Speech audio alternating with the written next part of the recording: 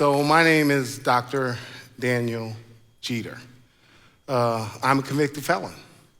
Handcuffs, shackles, and the orange jumpsuit. Today, I want to expose you to an idea that 7 years ago, I thought was impossible. But in that 7-year period, I realized that one of the great possibilities in the world is to change individuals who have been incarcerated through education. Very simple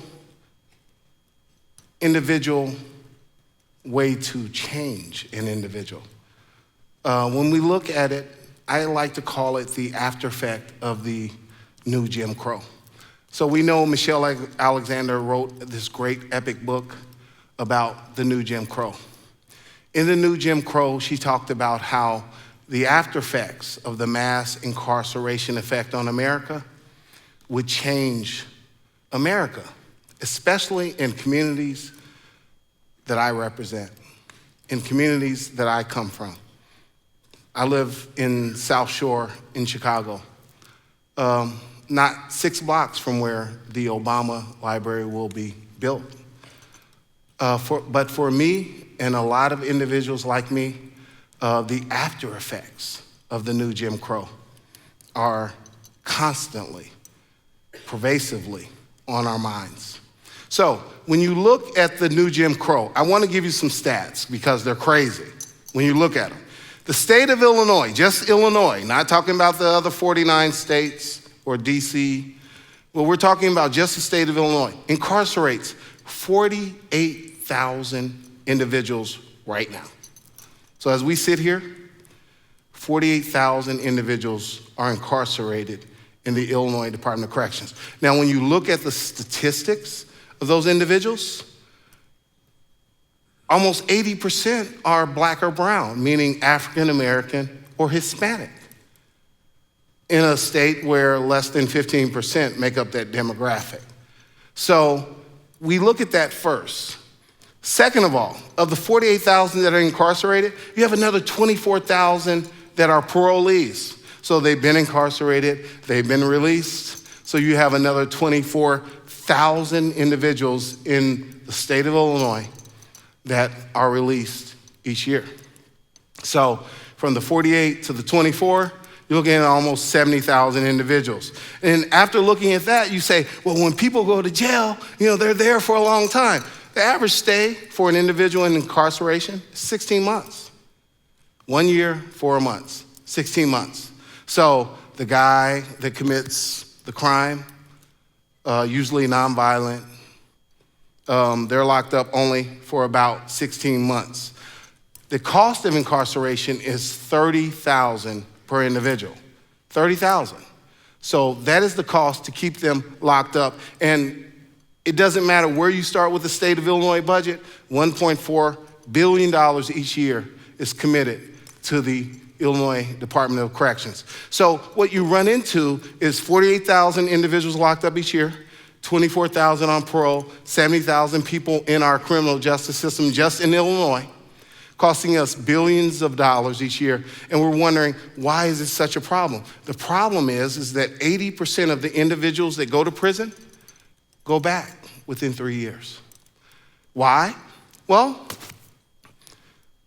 I moved to Chicago in 2008 from downstate Illinois. My wife is from Chicago. We had a business. We had done some entrepreneurial stuff. We had done really good. 2008, heart of the economic downturn. We went bankrupt as a business. We relocate to Chicago. And what happens? What happens is, as a convicted felon, I realized 80% of the housing that you enjoy, I'm not even eligible to live in because I'm a convicted felon. I realized that most of the employment opportunities, I was hired as a dishwasher at Pizzeria Uno's. Never forget it. High point of my life at that point because I needed a job, right? So I get hired to work at Pizzeria Uno's, a dishwasher, don't care, I need that $8 an hour. And what happens is 2 days later, I'm terminated. Why? My background check comes back and the manager says, sorry, you can't work here because you're a convicted felon. Now, it was unfortunate for him because I was the only English speaker in the kitchen. So you kind of get the drift there. But the problem was that even as a convicted felon, I wasn't eligible to even work in a kitchen of a restaurant that you would go and give business to. Housing, employment, social services. In every way, I'm discriminated against, not because I'm currently committing a crime, because previously I committed a crime. So there's a problem with that. And the problem is that it is a lifetime of arbitrary consequences. I've served my time. I've moved on in society.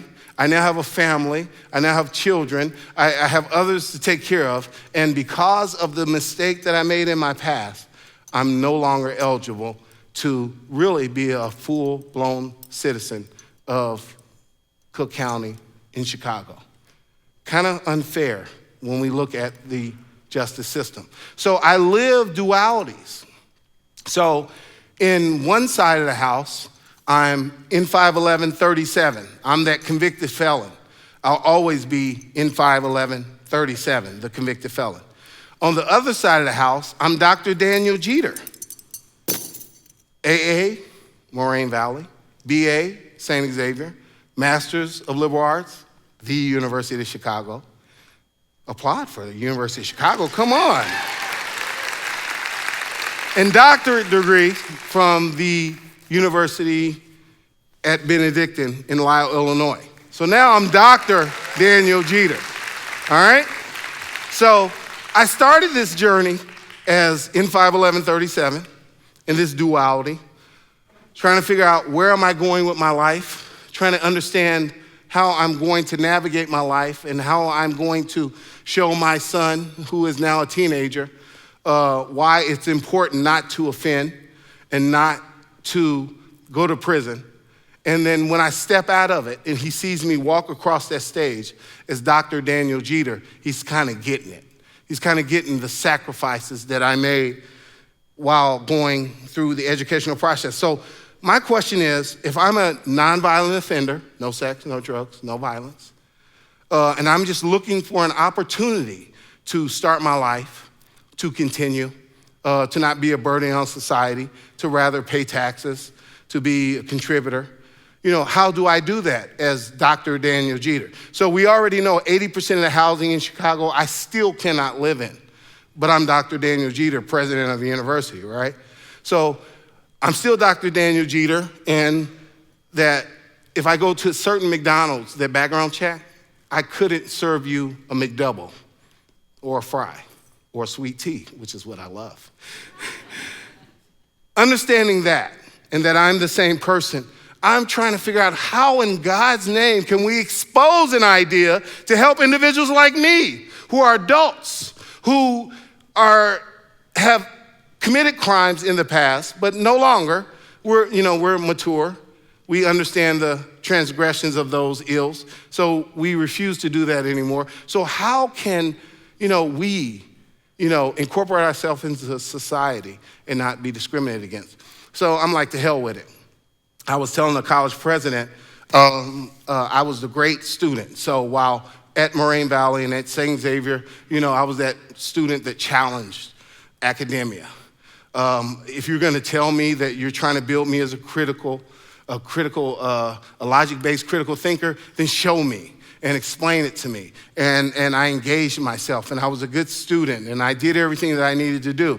And I go to this college president, and I tell her, we can do this. We can save a bunch of people like me. I was a 2.6 at the associate's degree level. I was a 2.9 at the bachelor's level, and I still got into the University of Chicago, and then I graduated from there, and I had a 3.9, and, I go to my doctoral degree, and I had a 3.9, and how can you build the student from nothing to something? How can you engage an individual and show them past making mistakes that they have a stake in society? And she looked at me directly in the face, and she said, Dan, we love you, but we don't want those students on our campus. And I looked at her in the face and I said, I'm that student. How can you say you don't want us on the campus? I'm that student. So I told her, idiotic moment in my life, we're gonna open our own college and we'll serve that student. And that's how we came to Ward College, which is the big idea that we will expose today. So after I left that room, I went to my friend, Dr. Elijah Ward, and I said, I told the president that we're gonna open a college. And he looks at me and like an idiot, he says, okay. And I'm like, oh my God, my mentor says, okay, not Dan, you're crazy. So we began to build the 200-page application that we submitted to the Illinois Board of Higher Education to open Ward College. Thank you. Ward College will open in January as a liberal arts associate's degree granting institution with certificate degrees offered to individuals. But a great idea means nothing. Ward College was a great idea, but it meant nothing other than a great idea. Now let me tell you something that I discovered, and kind of in arguments with Illinois Board of Higher Education. As we built this, no other institution of higher education in the state of Illinois has opened as a partnership with an African American group or just as a degree granting and operating authority institution in the state of Illinois in over 100 years. So we're doing something that has not been done. And the reason why we're doing it is because the need is specifically there. So I said, if we're gonna build this institution, let's build it based on 2 schools, something that I feel that higher education really forgets. 2 schools. One is the school that we call the Booker T. Washington School. It's a vocational school. It teaches an individual a certificate program that they learn, that they obtain a certificate in, that they work in, that they receive a stipend to work in, that they receive all the experience they need to go on to permanent employment in that field. The other school is the W.E.B. Du Bois School, which is the academic track. It's a student like I would have been that needs a degree, that it has the academic ability to obtain that degree, and it can go on to other institutions. So I begin with the knowledge of understanding that we need to discern of the students that are applying, what those students do. So luckily, I meet this guy. So I go to the Polar Plunge. Guess who I want to meet at the Polar Plunge for publicity? Steve Harvey. He didn't show up. So I'm walking, I saw Al Roker, and I saw the cast of Chicago PD, took pictures. I even saw Lady Gaga, didn't even know it was her. She's so small. And I run into this guy, and he looks at me and literally says, what the hell are you doing? And I said, Mr. Mayor, I'm trying to open a college. And he says, oh, really? He says, what have you done? And in a 3-minute, and my best friend, Dr. Elijah Ward, videotaped it.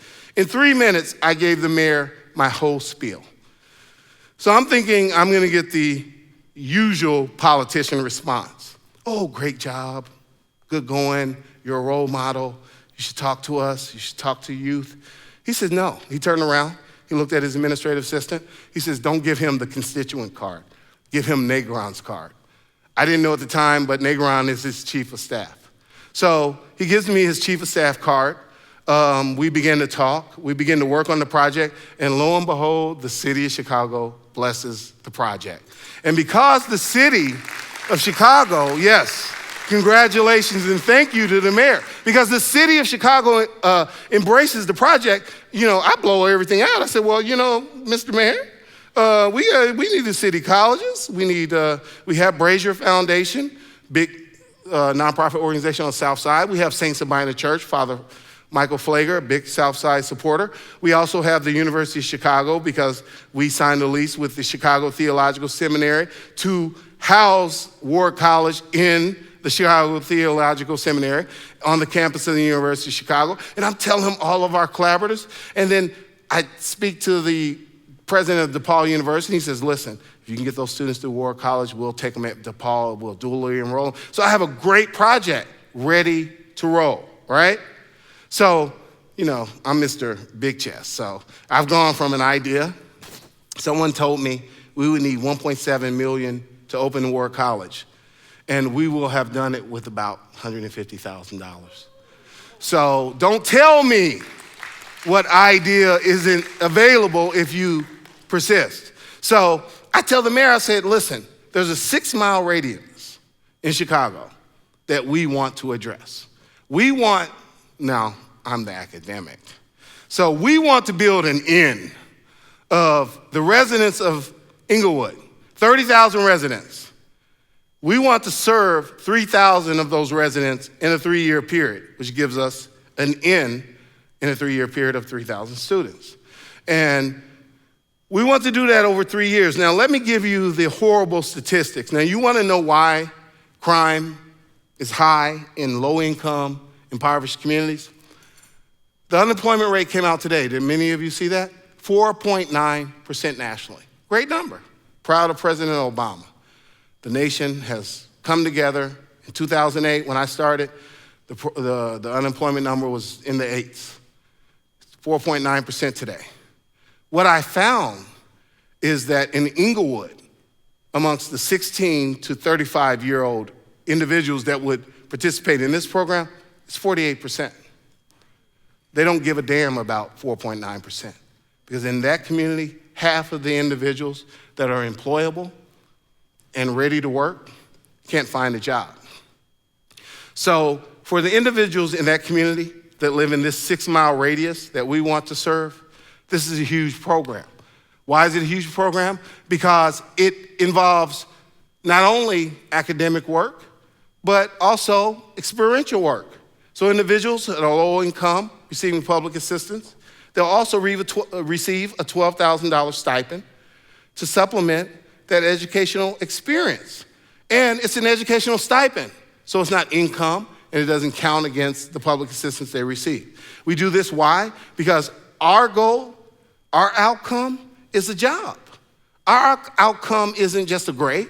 Our outcome is that you join our program, you work in our program, you persist in our program, you're compensated in our program, and you're able to persist in the community organization that you choose. So we have 3 certificate programs, or actually 4, that we're demonstrating on. First is Childcare. Do you know that 80% of the childcare needed in Inglewood or in a low-income community is between 5 p.m. and 6 a.m., not 9 to 5 like most of us would experience. So what we decided is that we're gonna take one of the Chicago public schools that we're buying and that we're rehabbing and renovating with the help of the mayor, and take it and turn it into a 24-hour community daycare center. And the reason why is because the vast majority of the individuals that participate in that program will need it post 5 p.m. and prior to 6 a.m. We also decided to add a construction program. Why? Why don't we build houses in a community that has 5,000 empty lots? You drive through Inglewood, you might as well be in Beirut. You might as well be in Iraq. It looks like a total war zone. And last but not least, we decided to open also a paralegal program. The first ever on the South Side paralegal program that will serve individuals 5 days a week in a low-income cost setting. The criminal justice system is expensive. $30,000 a year per individual that is incarcerated. Our goal, our hypothesis, is that through educational programs and mentors, like the individuals that mentored me, Dr. Elijah Ward, top right-hand corner, Sister Susan Sanders in the red sweater, my girl, by the way, Dr. Sylvia Jenkins, the president of Moraine Valley in the red suit, and the 2 beautiful women that stand by my side at Moraine Valley as I receive the Distinguished Alumni Award. Those are the individuals that will guide students through the program that we discussed. Those are the individuals that will make Ward College strong. Those are the individuals that will give opportunity to individuals that live in Inglewood. The opportunity to change, the opportunity to evolve, the opportunity to reconnect, the opportunity to be just like me, anything that I want to be. I'm Dr. Daniel Geiter, and I challenge all of you to explore the idea of getting involved. Donate your time, Donate your money. Donate your effort. Get involved. Legislate. Talk to your legislators. Let them understand that a lifetime of arbitrary consequences should never befall an individual because they've made a mistake early in their life. Thank you very much. I appreciate you listening.